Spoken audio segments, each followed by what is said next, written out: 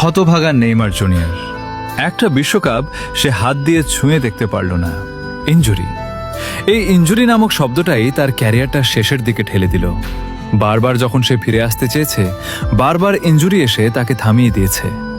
আশায় ছিল 2026 বিশ্বকাপটা সে হাতে নিবে, নিজের স্বপ্ন পূরণ করবে, কোটি কোটি ভক্তদের মুখে হাসি ফুটাবে। কিন্তু সেই স্বপ্নটা হয়তো আর পূরণ হবে না, কারণ নেইমারকে নাকি 2026 বিশ্বকাপের দলে ডাক দেওয়া হবে না। হয়তো এই বিশ্বকাপটাই তার শেষ সুযোগ ছিল। আর যদি এই সুযোগটাও হাতছাড়া হয়ে যায়, হয়তো বিশ্বকাপ ছাড়াই একদিন ফুটবল থেকে বিদায় নিতে হবে।